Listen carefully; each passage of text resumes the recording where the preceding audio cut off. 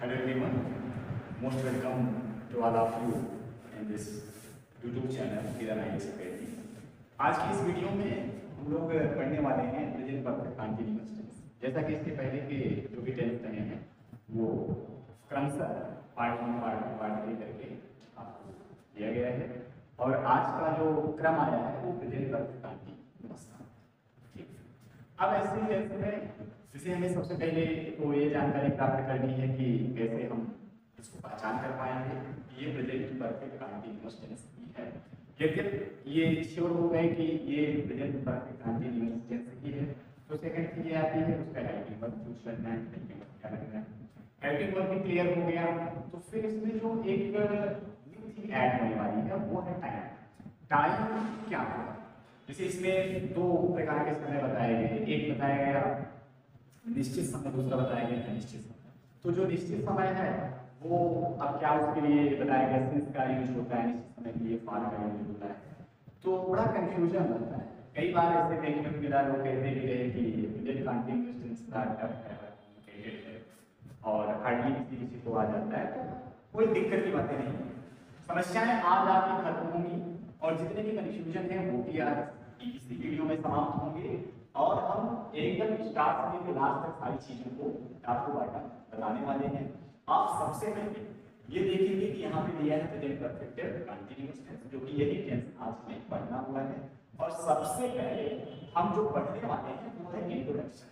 ठीक, अब इंट्रोडक्शन में बहुत ध्यान से देखना है कि जब हिंदी वाक्य के अंत में कोई हिंदी वाक्य मिलेगा उसके अंत में पहुंच जाएंगे, बड़े एकदम प्रेम से पढ़ते हुए अंत में पहुंचे और अंत में देखना है क्या मुझे मिलना जो है वो क्या मिलेगा, मिलेगा रहा है, फिर क्या मिलेगा रही है, फिर अगर रहे हैं या फिर रहा या फिर रहे, ऐसे क्रम से अगर ये सारे शब्द मिलेंगे तो अभी इतने से ही नहीं कंफर्म है कि ये प्रेजेंट परफेक्ट कंटीन्यूअस टेंस है, क्योंकि प्रेजेंट कंटीन्यूअस टेंस में भी सेम यही इंट्रोडक्शन ऐसे ही बताइए।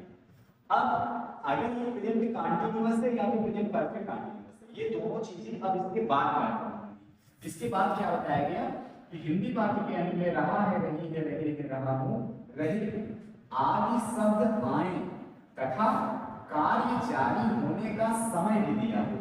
कार्य जारी होना एक ये जो कि बड़ा इंपॉर्टेंट है, कार्य जारी होना। जब कोई सेंटेंस पढ़ते हैं, कोई वाक्य पढ़ते हैं तो उसमें दो चीजें जरूर होती है, एक तो सब्जेक्ट होगा और दूसरा वर्ब। एक कर्ता होगा और दूसरी क्रिया।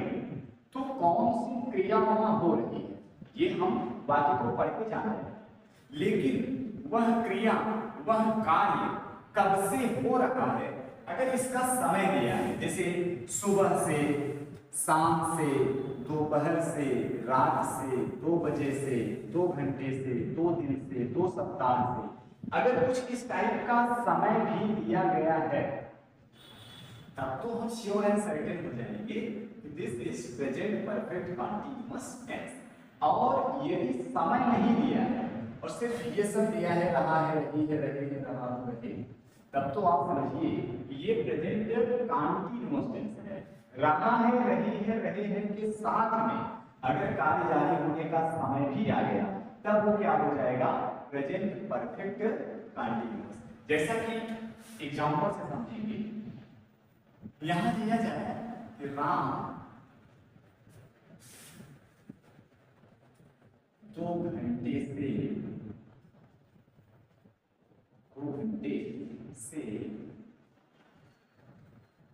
पुस्तक पढ़ रहा है। ये आपका सेंटेंस है और ये आपका एक हिंदी वाक्य।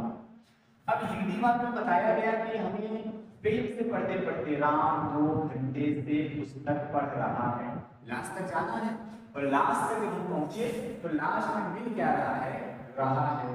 चलिए एक चीज तो मिल गई कि वाक्य में मुझे मिला रहा है मिला, तो अब ये जरूर बता रहा है कि कंटीन्यूअस टेंस है। कैसा टेंस, कंटीन्यूअस। कंटीन्यूअस में क्या है, परफेक्ट कंटीन्यूअस है या फिर प्लेन कंटिन्यूअस ही है। आइए और आगे चलते हैं। राम 2 घंटे से, यहाँ एक टाइम बताया गया, वो टाइम क्या है? 2 घंटे से पुस्तक पढ़ रहा है। तो ये जो पढ़ने का कार्य जारी हुआ है, जो पुस्तक पढ़ने का कार्य जारी हुआ है, ये कार्य का समय यहाँ दे दिए 2 घंटे से। तो इसका मतलब यहाँ पे रहा है, रही है, रहे हैं, ये भी है और साथ में समय भी है। समय भी है और रहा है, रही है, रहे भी हैं। तो ये दोनों चीजें जब हमें मिल जाएंगी तब हम ये श्योर हो जाएंगे, हम निश्चित होंगे कि ये जो सेंटेंस आया हुआ है ये प्रेजेंट परफेक्ट कंटीन्यूअस है। और माना कि ये चीजें नहीं है, समय नहीं दिया गया, राम 2 घंटे से जो बताया गया इसको हम कैंसिल कर देते हैं, सिर्फ ये पढ़ते हैं कि राम पुस्तक पढ़ रहा है। समय मत पढ़िए, समय मत पढ़िए, राम पुस्तक पढ़ रहा है। अब समय नहीं है तो राम पुस्तक पढ़ रहा है, ये जो सेंटेंस है ये हो जाएगा प्रेजेंट कंटीन्यूअस टेंस, परफेक्ट हट जाएगा, सिर्फ समय आ गया और रहा है, रही है, ये भी है। तो ये दोनों चीजें जब मिलेंगी तो दोनों के कॉम्बिनेशन से ये क्या बनेगा? Present perfect continuous. तो हमें लगता है कि अब आप लोग इसका जो डिफरेंस है दोनों में, जो अंतर है प्रेजेंट कंटीन्यूअस में और प्रेजेंट परफेक्ट कंटीन्यूअस में, ये दोनों का अंतर समझ पा रहे हैं। यदि वाक्य में रहा है, रही है, रहे हैं ये आए और इसके साथ समय भी आए, कार्य जारी होने का, कार्य होने का समय भी आए, तब तो हम उसको कहेंगे प्रेजेंट परफेक्ट कंटीन्यूअस। यद्यपि समय नहीं है तो वो होगा प्रेजेंट कंटीन्यूअस। तो ध्यान ये देना है कि समय आना जरूरी है और साथ में लास्ट में क्या आ जाए? रहा है, रही है, तो हो जाएगा present perfect continuous tense. Clear? तो इस प्रकार से पहचान जो है क्लियर हो गई कि हम कैसे पहचानेंगे। फिर से समझ लेते हैं कि जब हिंदी वाक्य के अंत में रहा है, रही है, रही है, रहा हो, रहे आदि शब्द आए तथा कार्य जारी होने का समय दिया हो, जो कार्य उस सेंटेंस में बताया जाए, जो कार्य उस वाक्य में बताया जाए, उस वाक्य में जो कार्य बताया जा रहा है वो कब से हो रहा है, उसका टाइम दिया होना चाहिए। यदि वो टाइम दिया है, यदि वो समय दिया है तो क्या हो जाएगा? Present perfect continuous. यदि वो समय नहीं दिया तो प्रेजेंट कंटीन्यूअस, सीधी सी बात है।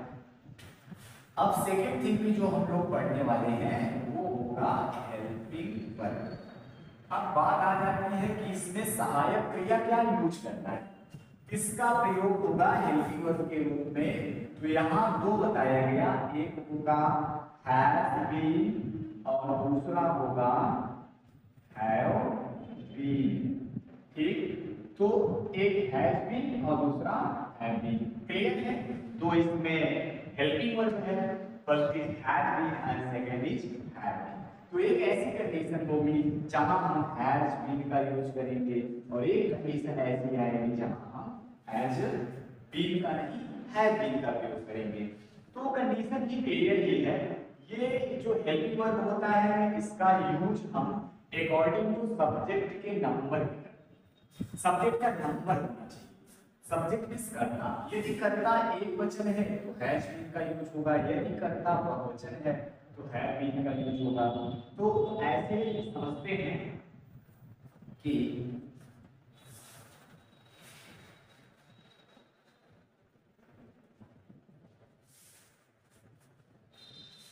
हमेशा जब हेल्पिंग वर्ब का यूज होता है उसकी बातें आती हैं तो सब्जेक्ट तुरंत उसमें मोस्ट इंपॉर्टेंट हो जाता है। जैसे फर्स्ट बताया जाए singular number, singular number subject के साथ, सिंगुलर नंबर सब के साथ मतलब एक वचन करता है के साथ जो हेल्पिंग वर्ब यूज होना है बी। क्लियर? सेकंड नंबर पे क्या होगा? प्लूरल,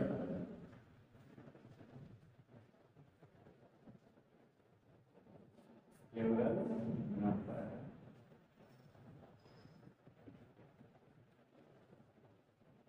सब्जेक्ट के साथ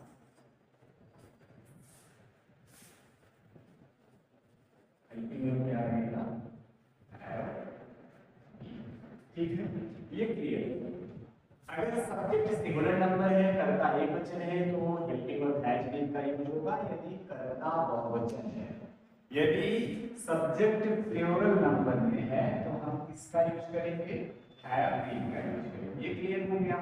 अब इसमें इंट्रोडक्शन में ही बताया गया था कि टाइम, कार्य जारी होने का समय, ये भी आएगा। तो जो कार्य जारी होने का समय आ रहा है, तो यहां आपको बता दिया जाए कि जो समय आ रहा है, जो टाइम आ रहा है, ये टाइम क्या होगा जानते हैं, ये टाइम होगा 2 टाइम्स। कितने टाइम्स, 2 टाइम्स। जो कि पहला होगा पॉइंट ऑफ टाइम और दूसरा होगा पीरियड ऑफ टाइम। अगर हम हिंदी में बात करें तो इनको कह सकते हैं निश्चित समय, और अगर इनकी हिंदी में बात करते हैं तो इनको कहते हैं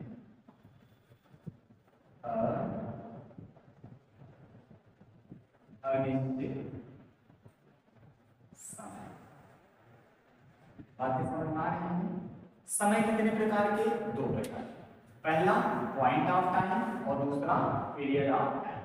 एक निश्चित समय होगा, एक अनिश्चित समय होगा। अब बात आ जाती है, ये तो हम समझ गए कि एक निश्चित समय है और एक अनिश्चित समय है। तो निश्चित समय के लिए सिंस का यूज करेंगे, अनिश्चित समय के लिए इसका यूज करेंगे फार। लेकिन उससे पहले ये जान लेना अति आवश्यक है कि ऐसा कौन सा समय है जो निश्चित समय के अंतर्गत आएगा और ऐसा कौन सा समय है जो अनिश्चित समय के अंतर्गत आएगा। वो टाइम कौन सा है जो पॉइंट ऑफ टाइम कहलाएगा, वो टाइम क्या है जो पीरियड ऑफ टाइम कहलाएगा, उसको हम समझ लेंगे। ऐसे 2 कॉलम बन जाएंगे और पहले कॉलम में हम देख रहे हैं निश्चित समय क्या क्या होता है। जैसे होता है सुबह, ठीक, कौमा, दोपहर, सुबह, दोपहर, शाम, ठीक, शाम के बाद रात, सुबह, दोपहर, शाम, रात। फिर क्या है, दिनों के नाम, कौमा,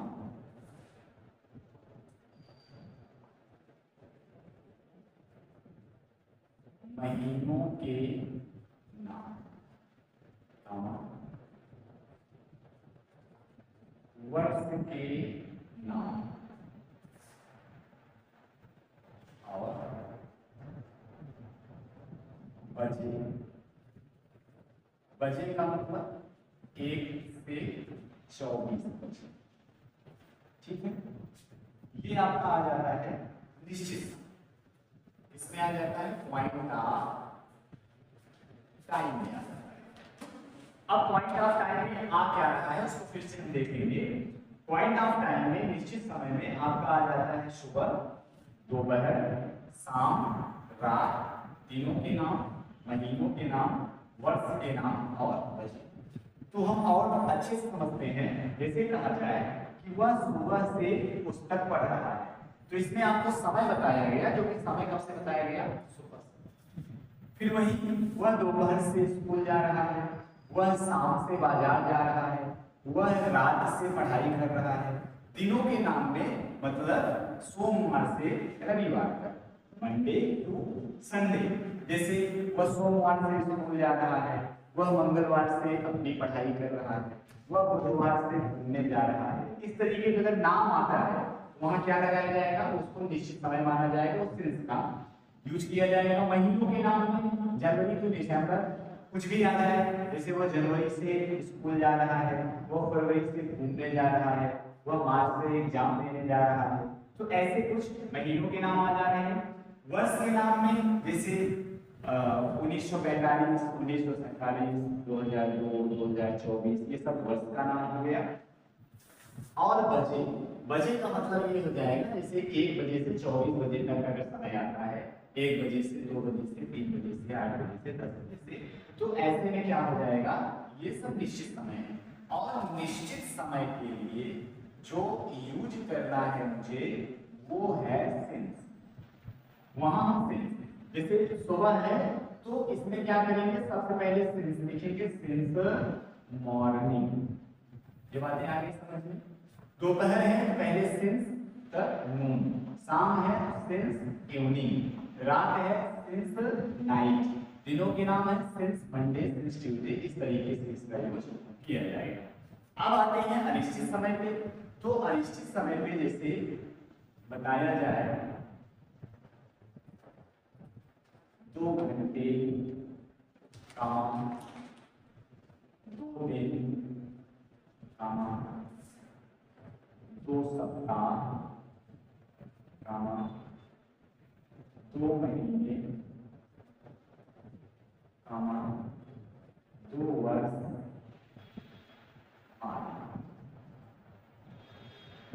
ऐसा।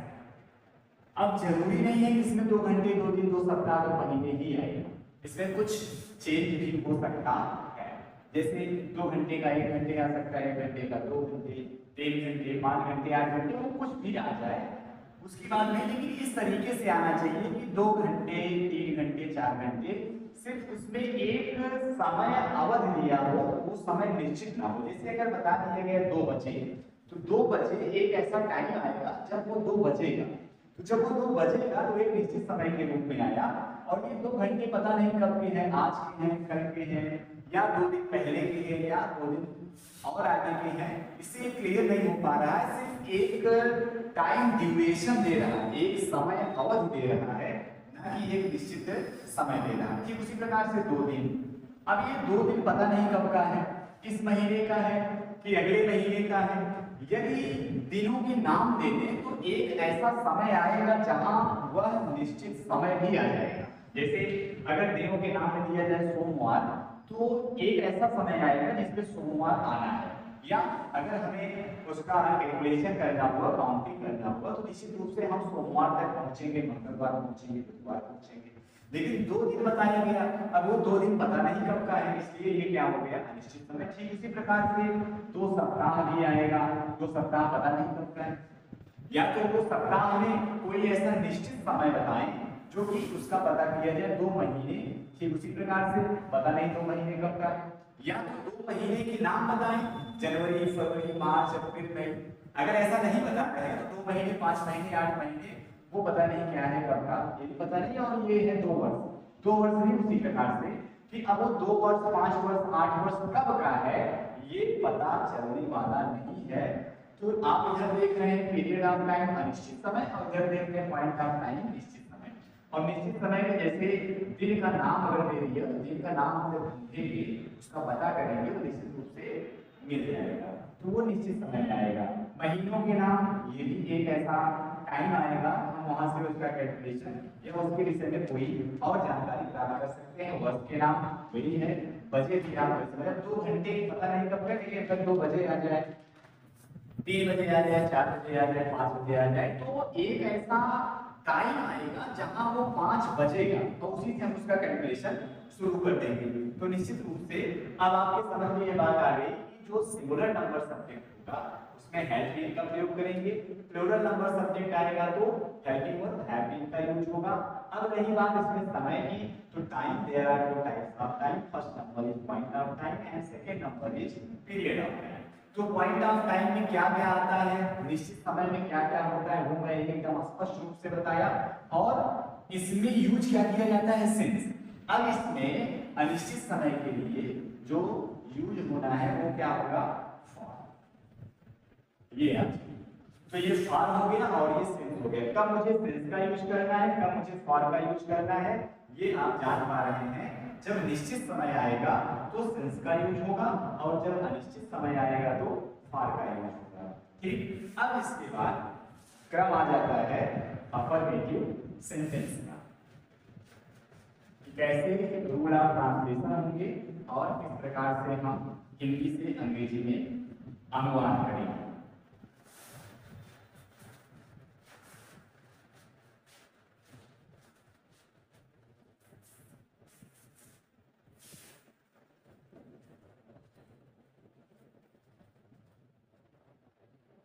Affirmative sentence. Affirmative sentence में रूल ऑफ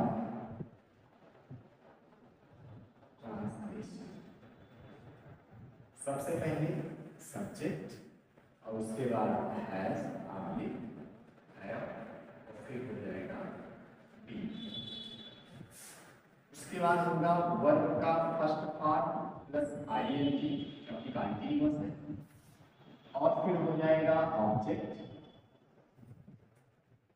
फिर होगा सिंस ऑब्लिक पार्ट, और लास्ट में आ जाएगा अदर वर्ड्स। ठीक, अब इसी के आधार पे हमें अनुवाद करना है। जैसे वह सुबह से मंदिर जा रहा है। तो सबसे पहले पहचान में आपको बताया गया कि हिंदी वाक्य मिलेगा और हिंदी वाक्य के अंत में पूछेंगे और अंत में देखना है कि रहा है, रही है, बैठे हैं आदि शब्द आ रहे हैं कि नहीं, जो कि इसमें आया हुआ है। और दूसरी बात ये देखना है पूरे वाक्य में कार्य के जारी होने का समय दिया है कि नहीं, जो कि समय दिया है सुबह से, उसका जो कार्य है जाने का वो कार्य कब से शुरू हुआ, समय सुबह से। तो यहाँ समय भी दिया गया और दूसरी चीज क्या दी गई, रहा है और इससे हम कंफर्म हो गए ये जो सेंटेंस है ये किस टेंस से है, प्रेजेंट परफेक्ट कंटीन्यूअस। और ये सेंटेंस अफर्मेटिव है, सकारात्मक वाक्य है, क्योंकि ना तो इसमें नकारात्मक शब्द का प्रयोग हुआ है और ना ही प्रश्नवाचक शब्द का। तो मुझे ढूंढना सबसे पहले किसको है, सब्जेक्ट को। तो इसमें पूरे वाक्य में सब्जेक्ट क्या है, वह, और यहाँ क्या लिखेंगे, ही। और ही सिंगुलर नंबर सब्जेक्ट है कि प्लूरल नंबर, जो कि बताया गया है ही सिंगुलर नंबर सब्जेक्ट है, और सिंगुलर नंबर सब्जेक्ट के लिए किसका यूज होता है, हैज का। यहाँ हम लिखेंगे है, ही हैज। फिर उसके बाद बी है, यहाँ क्या हो जाएगा, बी। फिर क्या है, वर्ब का फर्स्ट फॉर्म। अब इसके द्वारा कार्य क्या हो रहा है, जाने का, तो गो मींस जाना, और इसमें आईएनजी है, तो आईएनजी जब ऐड ऑन करेंगे क्या हो जाएगा, गोइंग। अब ये देखना ऑब्जेक्ट कहाँ जा रहा है, मंदिर, तो going to temple, going to temple. अब ये देखिए कब से जा रहा है, सुबह से, तो सुबह निश्चित समय है कि अनिश्चित, पॉइंट ऑफ टाइम है कि पीरियड ऑफ टाइम, जबकि बताया गया सुबह निश्चित समय है और निश्चित समय के लिए क्या यूज होता है, सिंस। तो यहाँ सबसे पहले लिखेंगे सिंस और उसके बाद लिखेंगे मॉर्निंग, ताकि सुबह की अंग्रेजी क्या होती है, मॉर्निंग। तो ये आप देख सकते हैं कि वह सुबह से मंदिर जा रहा है, तो he has been going to temple since morning। और यहाँ सब्जेक्ट ही होने के नाते हेल्पिंग वर्ब किसका यूज हुआ, has been, क्योंकि he सिंगुलर नंबर सब्जेक्ट था, वर्ब में आईएनजी प्लस किया गया तो गोइंग हो गया, और ये आपका ऑब्जेक्ट रहा जो कि टू टेम्पल, और ये एक निश्चित समय था जिसके लिए इसका यूज हुआ सिंस का। अगर यहाँ अनिश्चित समय आया होगा तो ये क्या हो जाता, ठीक। अब एक ऐसा एग्जांपल देखना है जिसमें समय अनिश्चित है, जैसे वे 2 घंटे से पुस्तक पढ़ रहे हैं। तो सबसे पहले देखा गया रहे हैं, और उसके बाद समय देखना है कि समय आया है नहीं आया है। तो समय यहाँ आया हुआ है जो कि कब से है, 2 घंटे से। तो 2 घंटे समय भी दिया गया है और रहा है, रही है, रहे हैं, जो कि ये दो पहचान मुझे पहचानने के लिए पर्याप्त है कि ये है प्रेजेंट परफेक्ट कंटीन्यूअस टेंस। ठीक, अब सबसे पहले सब्जेक्ट ढूंढना है, कौन जा रहा है, कौन पढ़ रहा है, वे। तो वे को अंग्रेजी क्या कहते हैं, दे। ये दे, ठीक है। अब बताइए दिस सिंगुलर नंबर सब्जेक्ट है प्लूरल नंबर, जो कि है ये प्लूरल नंबर, तो हमें हेल्पिंग वर्ब क्या यूज करना है, दे, है, और हैव के बाद क्या हो जाएगा, बी। ठीक है, अब वर्ब ढूंढना है, वे कर क्या रहे हैं, पढ़ रहे हैं, तो रीड, और रीड में आईएनजी के प्लस करेंगे क्या हो जाएगा, they have been reading, object क्या पढ़ रहे हैं, पुस्तक, रीडिंग दी, कब से पढ़ रहे हैं, 2 घंटे।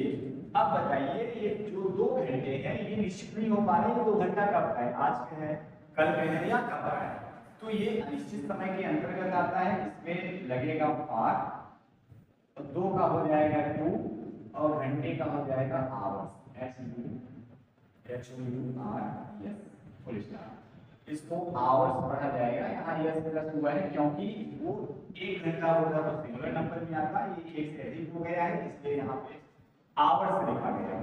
ठीक, तो इस तरीके से, तो यहाँ आपने निश्चित समय देखा, निश्चित समय में सेल्स लगाया गया और अनिश्चित समय में किसका यूज हुआ, फॉर का यूज हुआ, और जब सब्जेक्ट सिंगुलर नंबर था हेल्पिंग वर्ब हैव का यूज हुआ, जब सब्जेक्ट प्लूरल नंबर आया तो हेल्पिंग वर्ब हैव बीन का यूज हुआ, बाकी वर्ब में आईएनजी, ऑब्जेक्ट, अदर वर्ड आप पहले से ही जानते हैं। ठीक, इसके बाद अब क्रम आता है negative sentence.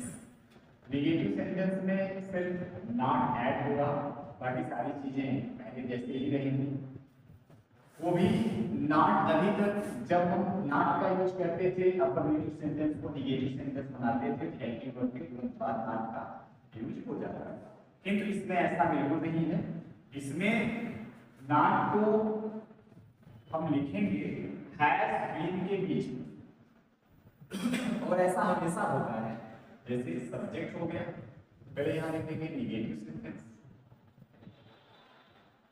Rule of translation में हैज, उसके बाद क्या हो जाएगा हैव, और यहाँ होगा नॉट और तब होगा बी। ठीक, फिर वर्ब का first form plus ING plus object plus sensibly और प्लस अदर वर्ड। अब आपको एक चीज बिल्कुल ये समझ लेना है पूरे टेंस के लिए कि जब किसी हेल्पिंग वर्ब में 2 वर्ड हो, जैसे यहाँ आपको दिख रहा है हैज बीन, हैज बीन तो एक ही हेल्पिंग वर्ब है, बट इसमें वर्ड कितने आ रहे हैं, 2, एक हैज है दूसरा बीन है। ऐसी कंडीशन में जब वाक्य को नकारात्मक बनाना हो, जब सेंटेंस को नेगेटिव करना हो, तो हम हैज बीन के बाद में नॉट नहीं ऐड करते।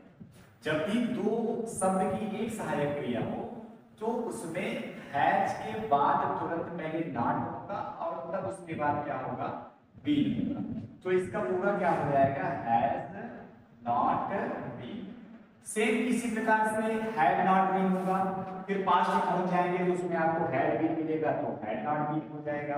तो आपको ये ध्यान देना है कि जब एक ही सहायक क्रिया शब्द 2, जैसे आप देख पा रहे हैं एक हैज है दूसरा बीन है, जबकि सहायक क्रिया दोनों सेम ही एक ही है, तो ऐसे में जब नॉट का यूज करेंगे तो नॉट दोनों के बीच में लगेगा, ये प्रेजेंट टेंस हो, पास्ट हो, फ्यूचर हो, अफर्मेटिव हो, नेगेटिव हो, चाहे जो भी हो, उसमें क्या होगा, नॉट हम बिल्कुल बीच में ही प्रयोग करेंगे तो ही सही है, नहीं तो ये गलत हो जाएगा, जो कि फार्मूला में साफ-साफ आपको लिखा गया है कि हैज हैव के तुरंत बाद क्या करेंगे नॉट, उसके बाद क्या करेंगे। आइए एग्जांपल समझते हैं, जैसे वह 2 दिन से ठीक नहीं गा रही है। ठीक, सबसे सब्जेक्ट ढूंढिए, सब्जेक्ट क्या है, वह, और वह को हम क्या कहेंगे, सी, क्योंकि वह से लिखा हुआ तो सी हो गया।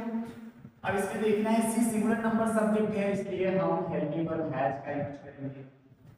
हैज के तुरंत बाद यहाँ क्या आ गया, नॉट, तो यहाँ हम लिखेंगे नॉट, फिर क्या है बीन, फिर यहाँ क्या लिख देंगे बीन। देखिए जैसे जैसे फार्मूला है वैसे वैसे हम कार्य करते चले जा रहे हैं, हमारा अनुवाद होता चला जा रहा है। यहाँ पे वर्ब है, पूरे वाक्य में वर्ब को देखिए तो कार्य किसका हो रहा है, गाने का, और सिंगिंग क्या होता है, गाना, इसमें आईएनजी प्लस करना है तो क्या हो जाएगा, सिंगिंग। ऑब्जेक्ट क्या गा रहे हैं, गा रहे हैं एक गीत, तो क्या हो जाएगा सिंगिंग अ सॉन्ग। कब से गा रहे हैं? 2 दिन से। तो ये जो 2 दिन है ये कंफर्म नहीं हो पा रहा है 2 दिन कब का है। दिन का नाम आया होता तो कंफर्म हो जाता, और ये नाम नहीं है, इसलिए यहाँ क्या हो गया अनिश्चित समय, और अनिश्चित समय के लिए क्या होगा फार, और फार के बाद क्या हो जाएगा टू, और टू के बाद क्या हो जाएगा डेज। यहाँ डेज होगा इसलिए क्योंकि एक से अधिक हो गया है, और एक से अधिक होने के बाद ये प्लूरल नंबर में होता है, और प्लूरल नंबर के लिए इसका यूज हो गया यस का, नहीं तो डे होगा। क्लियर? तो देखिए अफर्मेटिव और नेगेटिव में कोई बहुत बड़ा अंतर नहीं है, सिर्फ अगर जो डिफरेंस आ रहा है वो आ रहा है नॉट का डिफरेंस। और आपको एक चीज ये बताई गई, जब एक ही सहायक क्रिया में 2 शब्द आए, जैसे कि एक हैज है और दूसरा बीन है, तो हम नॉट का यूज दोनों के बीच में करते हैं, ना कि इसके बाद। अगर इसके बाद करेंगे तो बाकी गलत होगा, जो कि इसका जो सही यूज है वो बाकी के दोनों शब्द के बीच में ही करना है। इस तरीके से नेगेटिव सेंटेंस भी आपका समाप्त होता है। अब चलते हैं इंट्रोगेटिव सेंटेंस की तरफ। इंट्रोगेटिव सेंटेंस में सारे इंट्रोगेटिव सेंटेंस एक जैसे ही हैं, उसमें सारे सेंटेंसों में क्या होता है हेल्पिंग वर्ब सबसे पहले आता है, और उसके तुरंत बाद सब्जेक्ट आ जाता है, जो कि वही इसमें भी होगा। तो सबसे पहले यहाँ लिखा जाएगा इंट्रोगेटिव सेंटेंस। तो यहाँ क्या हो जाएगा हैज प्लस सब्जेक्ट और प्लस बी, ठीक। और फिर क्या आ जाएगा वर्ब का first form plus ING plus subject plus other word और फिर क्वेश्चन मार्क, ठीक है। अब इसमें है जो कि एग्जाम्पल के माध्यम से समझना है, जैसे क्या बच्चे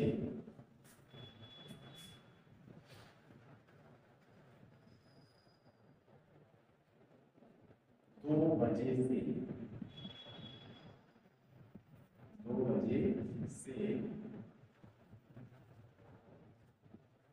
क्रिकेट खेल रहे हैं।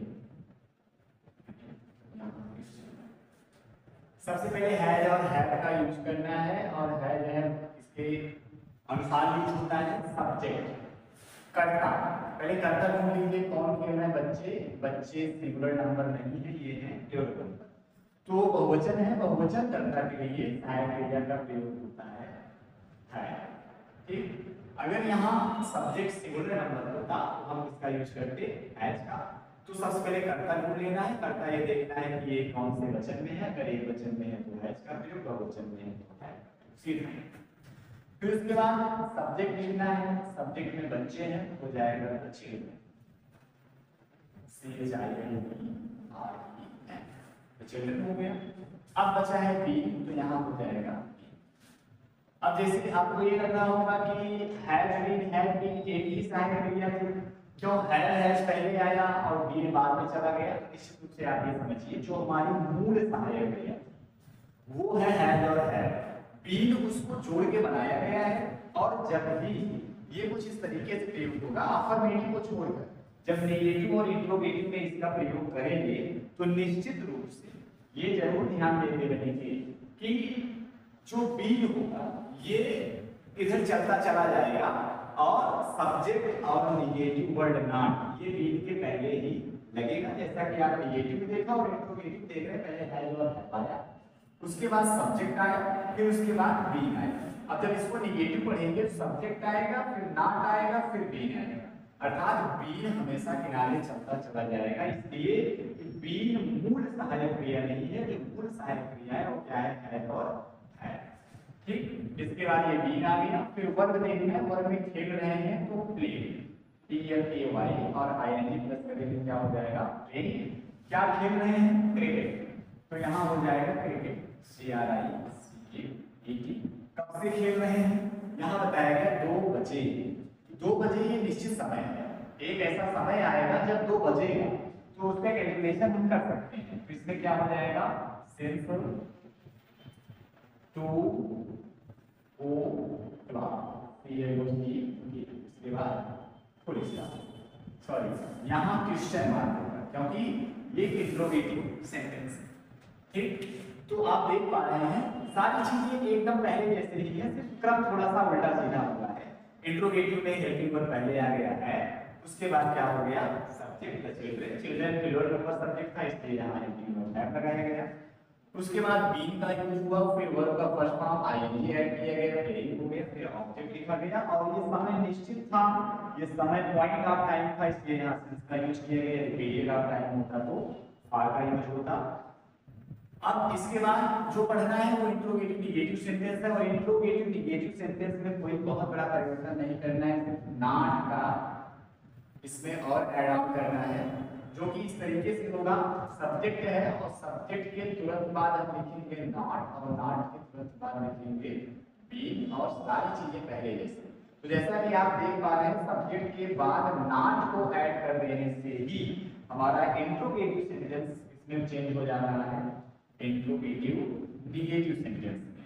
तो सिर्फ एक वर्ड की ऐड ऑन करने से पूरा सेंटेंस चेंज हो जा रहा है। अगर आप इंट्रोगेटिव बना ले रहे हैं, इंट्रोगेटिव निगेटिव बनाने में कोई दिक्कत नहीं होगी। यहाँ यही मेंटेन करेंगे इंट्रोगेटिव निगेटिव सेंटेंस। अब उसके बाद क्या है, एग्जाम, जैसे क्या तुम 2 दिन से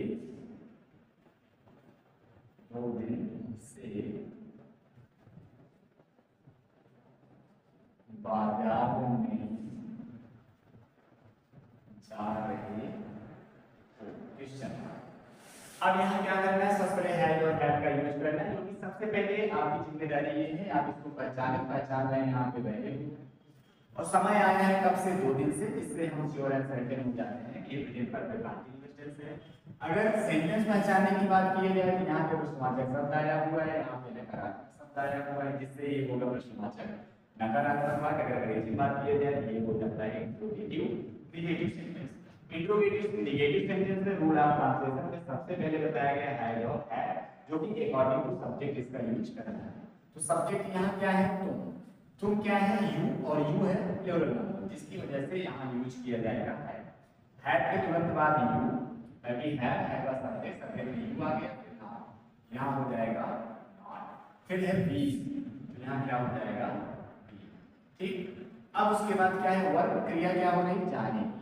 वो मीन्स जाना, और वो में जब आईएनजी ऐड करेंगे क्या हो जाएगा, जा कहाँ है, बाजार, तो क्या होगा, गोइंग टू मार्केट। मार्केट के बाद क्या होगा, कब से जा रहे हैं, 2 दिन। 2 दिन ये निश्चित नहीं है 2 दिन कब का है, अगर 2 दिन का कोई नाम आया होता तो निश्चित होता, तो ये हो क्या रहा है अनिश्चित समय, इसके लिए क्या होगा फॉर, और 2 का हो जाएगा टू, और डे का हो जाएगा डेज, और यहाँ हो जाएगा क्वेश्चन मार्क। तो इंट्रोगेटिव सेंटेंस और इंट्रोगेटिव निगेटिव सेंटेंस में जो हमें अंतर समझ पाया वो सिर्फ अंतर है नॉट। अगर नॉट सब्जेक्ट के बाद यूज होता है वो होगा इंट्रोगेटिव निगेटिव सेंटेंस। अगर नॉट सब्जेक्ट के बाद नहीं यूज किया जाता है, सब्जेक्ट के बाद बीन आ जा रहा है, तो हो जाएगा इंट्रोगेटिव सेंटेंस, जो कि ये इंट्रोगेटिव निगेटिव है, तो यहाँ नॉट का आना अति आवश्यक है। ठीक, इस प्रकार से हो गया आपका इंट्रोगेटिव निगेटिव सेंटेंस। अब इसके बाद जो पढ़ेंगे वो होगा डब्ल्यूएच टाइप सेंटेंस, जो कि इंट्रोगेटिव का दूसरा पार्ट है, और वो भी बिल्कुल इंट्रोगेटिव सेंटेंस की तरह ही होता है, सिर्फ क्वेश्चन वर्ड है, बाकी में सबसे पहले ऐड हो जाता है और वो उसको ऐड होने से चेंज कर देता है डब्ल्यूएच टाइप निगेटिव सेंटेंस। तो यहाँ पे हेडिंग होगी W H type sentence. W H type sentence में rule of translation, rule of translation में सबसे पहले जो होना है वह होगा क्वेश्चन वर्ड, और उसके बाद क्या होगा, उसके बाद हो जाएगा हैज के बाद हैव, और इसके बाद सब्जेक्ट, सब्जेक्ट के बाद बीन, और बीन के बाद वर्ब का फर्स्ट फॉर्म और आईएनजी, और इसके बाद ऑब्जेक्ट होगा, ऑब्जेक्ट के बाद हो जाएगा सिंस ऑब्जेक्ट पार्ट, और सबसे अंत में होगा अदर वर्ड, और फिर क्वेश्चन मार्क। ये आपका रूल ऑफ ट्रांसलेशन। जो कि बिल्कुल इंट्रोगेटिव सेंटेंस की तरह है, सिर्फ जो ऐड होना है वो यह सबसे पहले ऐड हो चुका है क्वेश्चन वर्ड, जिसको हिंदी में कहते हैं प्रश्नवाचक शब्द। तो एग्जाम्पल में है जैसे मोहन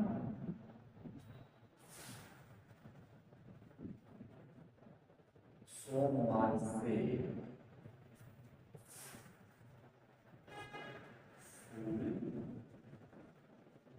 क्यों तोड़ रहा है।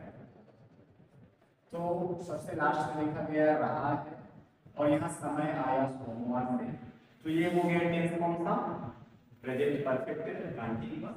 अब आइए सेंटेंस देखा जाए। सेंटेंस में प्रश्नवाचक शब्द वाक्य के बीच में है, अभी तक वाक्य के पहले आता था, तो जब वाक्य के बीच में आया तो वाक्य के बीच में आने से ही हमें पहचानना है कि प्रेजेंट परफेक्ट कंटीन्यूअस टेंस का कैसा सेंटेंस है, WH टाइप सेंटेंस, ठीक है। अगर वो प्रश्नवाचक शब्द वाक्य के पहले आता तो S2 टाइप हो जाता, जो कि पहले बताया गया। अब उस प्रश्नवाचक शब्द की अंग्रेजी सबसे पहले लिखिए, ताकि यहाँ बताया गया क्वेश्चन वर्ड। क्वेश्चन वर्ड मतलब ये जो क्वेश्चन वर्ड है इसकी अंग्रेजी सबसे पहले लिखी जाए, तो क्योंकि अंग्रेजी होती है भाई। अब यहाँ है हैज और हैव, जो कि है ये हेल्पिंग और सहायक क्रिया। सहायक क्रिया का यूज होता है हमेशा कर्ता के अनुसार, और कर्ता इसमें है Mohan. Mohan singular number subject है, सिंगुलर नंबर सब्जेक्ट के लिए हेल्पिंग वर्ब का यूज होगा हैज। ये बात समझ में आई। भाई के बाद क्या हो गया हैज, हैज के बाद सब्जेक्ट है, सब्जेक्ट के स्थान पे क्या लिखा जाएगा, ये हो गया। फिर बीन है, यहाँ आप लिखेंगे।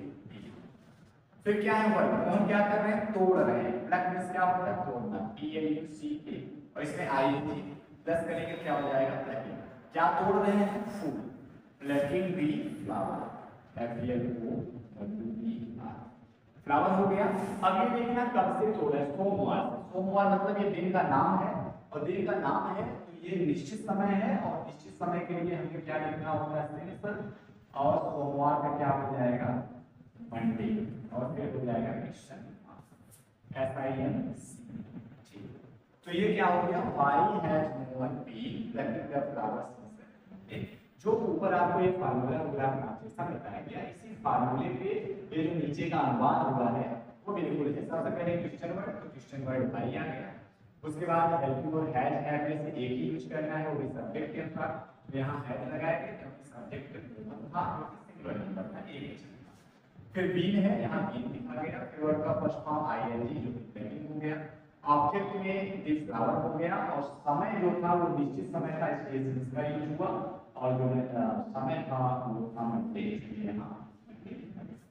अब इसका जब WH टाइप का निगेटिव बनाएंगे तो होगा क्या, इसमें निगेटिव में सबसे क्वेश्चन वर्ड होगा, सेम सारी चीजें, हैज हो गया। सब्जेक्ट के बाद नॉट लगा देने से ही ये इंट्रोगेटिव सेंटेंस बदल जाएगा निगेटिव में, जो कि लगा दिया गया। उसके बाद क्या किया गया, ना। अब सारी चीजें वही ऊपर से नीचे आपको लिख देना है, प्लगिंग, बीन के बाद प्लगिंग, प्लगिंग द फ्लावर, फिर क्या बचा, सेंस, और क्या बचा, मंडे। क्लियर। तो आप देख पा रहे हैं कि WH टाइप सेंटेंस में और WH टाइप निगेटिव सेंटेंस में जो डिफरेंस है वो सिर्फ एक वर्ड का है, जो कि है नाम। वो भी इसका यूज कहाँ करना होता है, सब्जेक्ट के तुरंत बाद।